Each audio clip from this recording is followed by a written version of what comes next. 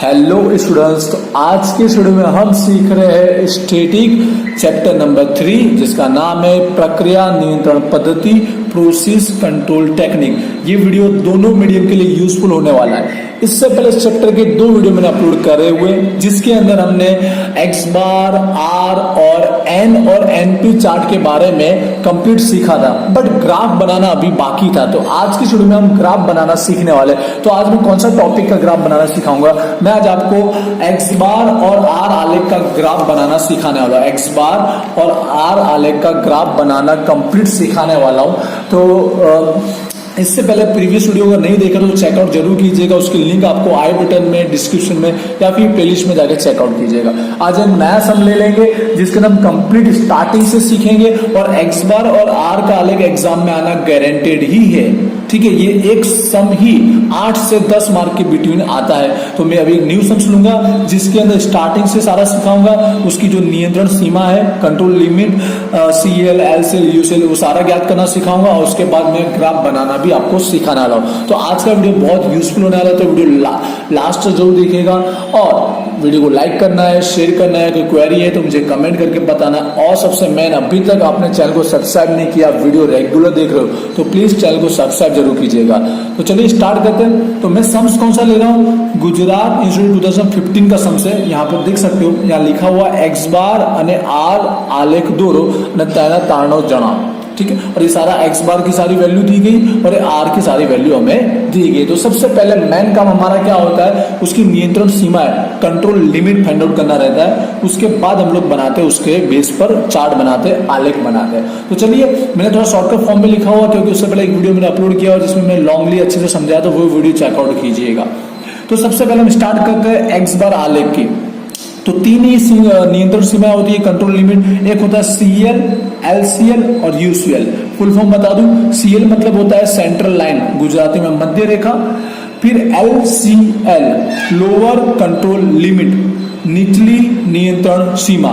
और UCL मतलब upper control limit, ऊपरी नियंत्रण सीमा। तो सबसे पहले हम लोग एक्स बार आलेख या आर आलेख के अंदर सबसे पहले हमको फाइंड आउट करना पड़ता है डबल एक्स बार और एक आर बार, दोनों सबसे पहले फाइंड आउट करना रहता है। तो हमको ऑलरेडी वैल्यू दी गई है सारे एक्स बार की और सारे आर की। तो इसके बेस पर सबसे पहले फाइंड आउट करेंगे डबल एक्स बार। तो डबल एक्स बार का फॉर्मूला होता है सिग्मा एक्स बार अपॉन में एम होता है। ठीक है, अब सिग्मा एक्स बार का मतलब क्या हुआ? जितने भी एक्स बार की वैल्यू दी हो सारे की सारी वैल्यू को आप क्या कर देंगे? प्लस कर देंगे। ठीक है, आई होप आप कैलकुलेट में सब वैल्यू प्लस कर दोगे तो आपको वैल्यू मिलेगी 2474 अपॉन में एम मतलब मेंबर, जो नंबर दिए गए हैं इसके अंदर जितनी वैल्यू दी गई है 1 2 3 4 5 6 7 8 9 10 वैल्यू दी गई है, वो हमें यूज करना है एम की जगह। कितनी वैल्यू दी गई है? 10 वैल्यू। अब यहाँ डिवाइड कर लेंगे तो हमको डबल एक्स बार मिल जाएगा 247.4। तो ये हमारा डबल एक्स बार की वैल्यू फाइंड आउट हो गई और वही का भी हमारा क्या बन जाता है? सबसे पहले CL बन जाता है, सेंट्रल लाइन, मध्य रेखा। अब आगे UCL और LCL फाइंड आउट करने से पहले हमको आर बार भी चाहिए क्योंकि इसके फॉर्मूले में आर बार यूज होता है। इसके लिए सबसे पहले आर बार भी फाइंड आउट साथ साथ में कर लेना है। तो आर बार भी वैसे फाइंड आउट करना है सिग्मा आर अपॉन में एम। ठीक है, यहाँ आर बार नहीं आर यूज होगा क्योंकि यहाँ तो डबल एक्स बार था इसलिए यहाँ पर एक्स बार है। अब इसी तरह सिग्मा आर मतलब आर की सारी वैल्यू को हम प्लस कर देंगे, जितनी भी वैल्यू दी गई है तो प्लस कर लीजिएगा। तो मिलेगा 137 डिवाइड में एम, वही होगा जितने वैल्यू थी 10 डिवाइड करके आएगा 13.7। ये हो गया एक्स बार और वही आर आलेख का चार्ट का हमारा क्या बन जाएगा? CL सेंट्रल लाइन बन जाएगा। अब आते हैं बाकी जो 2 बचा फाइंड आउट कर लेते हैं। अब हम फाइंड आउट कर देते हैं LCL लोअर कंट्रोल लाइन, निचली नियंत्रण सीमा। फॉर्मूला बहुत ही नॉर्मल है, डबल एक्स बार माइनस A2 इंटू में आर बार। तो डबल एक्स बार और आर बार तो हमने फाइंड आउट ऑलरेडी किया हुआ। A2 की वैल्यू हमको सम्स में दी गई होगी, आप चेक कीजिए। A2 इज इक्वल टू कितना दिया है? 0.58 दिया गया। तो सारी वैल्यू हमको ऑलरेडी मिल चुकी है।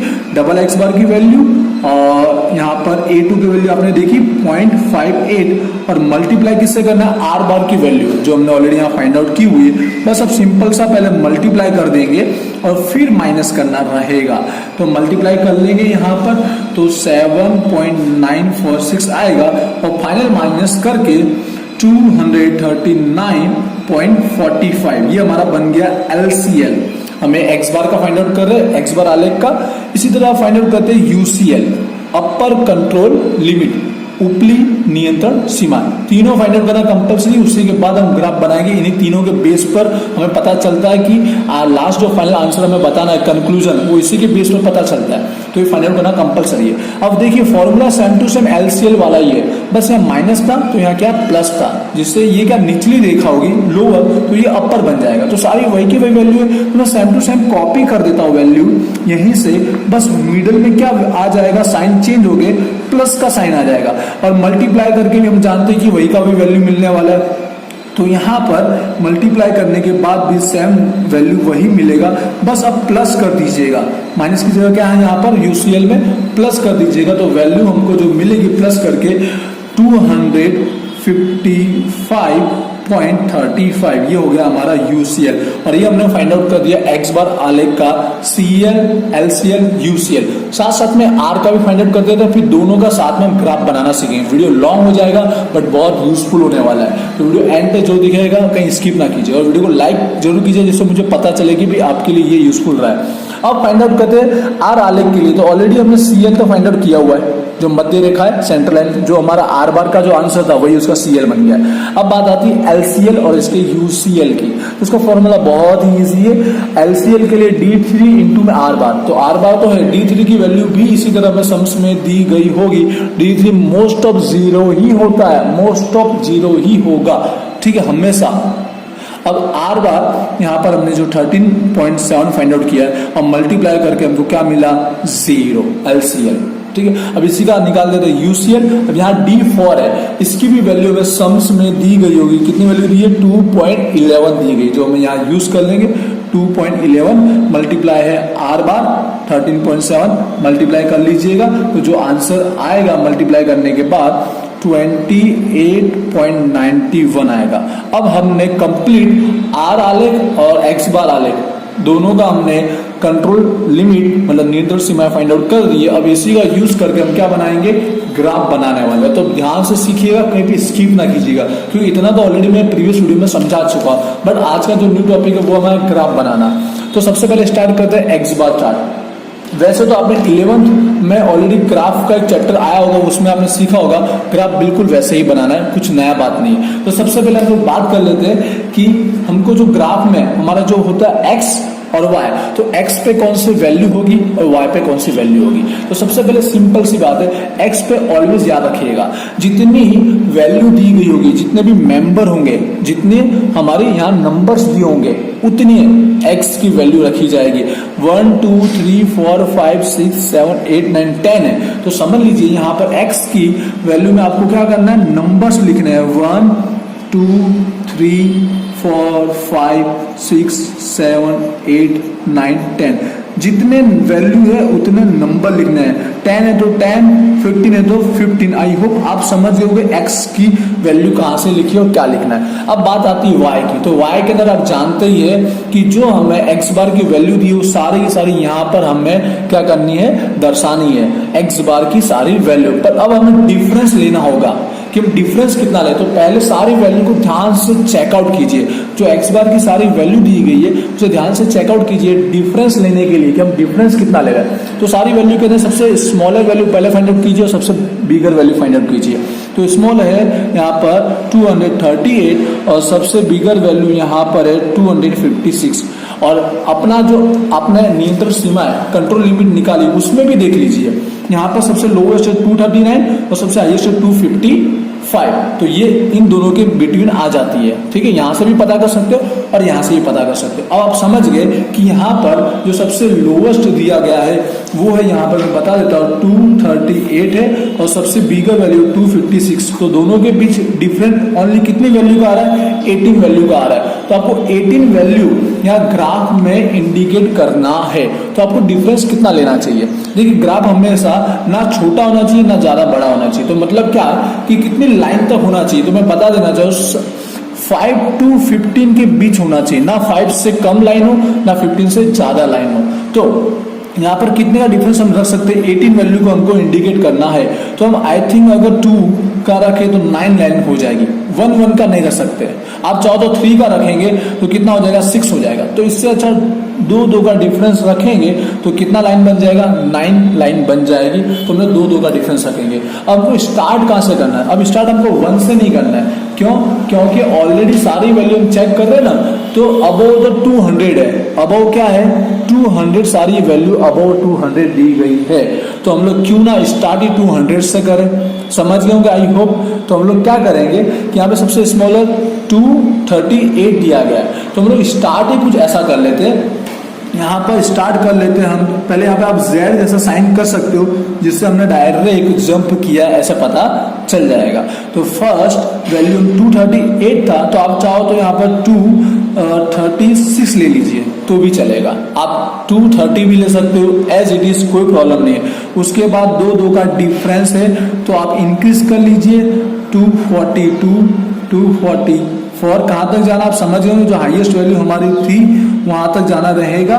248, 250, 252, 254, 256 से हाईएस्ट वैल्यू नहीं है, बट एक और ऐसे इंडिकेट कर लेते 258। आप चाहो तो 260 तक भी बना सकते हो। आई होप आपको ये वैल्यू पता चली होगी। ये कॉमन है, हमको 11th से ही पता होता है कि भाई डिफरेंस लेना है, यहाँ पर कितने का लेना चाहिए, कितनी वैल्यू यहाँ पर आने वाली, उसी के बेस पर सेम ऐसे ही किया है। अब बात आती है यहाँ पे ग्राफ में सारी वैल्यू कैसे दर्शाना है, कैसे यहाँ पर। तो सबसे पहले हमको ये 3 वैल्यू जो मैं फाइंड आउट की है वो हमको यहाँ पर बतानी होगी, CL, LCL और UCL। तो CL देख लीजिए 247.4 है। तो अब यहाँ पर आपके ग्राफ में या तो 5 का लाइन होगा एक, या तो 10 का होगा, कुछ भी हो सकता है। उसी के बेस पर आपको समझना रहेगा। तो यहाँ पर 247 है, तो मैं यहाँ देख लेता हूँ 246 से 248 के मिडिल में आएगा 247। 0.4 का कोई इतना इंपॉर्टेंस नहीं है, समझ गए होंगे। या फिर आपको कैसे समझना है कि एक लाइन बराबर कितना है? तो इसके बीच का डिफरेंस देख लीजिए। डिफरेंस कितना है? यहाँ पर 2 है, तो 2 को डिवाइड करेंगे। मेरे यहाँ पर लाइन कितनी है? 10 लाइन है, तो 10 से डिवाइड करूंगा तो एक लाइन बराबर कितना होगा? 0.2 होगा। लेकिन अगर आपकी 5 लाइन है तो 0.4 होगा। आपको समझना इस तरह से, ठीक है। तो यहाँ पर 247 मिडिल एग्जैक्ट मिल गया, तो वहां पर हम एक लाइन कर देंगे 247 के लिए। तो ये हमारा क्या बन जाएगा? CL बन जाएगा। तो ये हमने लाइन इंडिकेट कर दी और यहाँ पर राइट डाउन कर दीजिए CL। अब इसी तरह से हम लोग यहाँ पर LCL भी इंडिकेट करेंगे।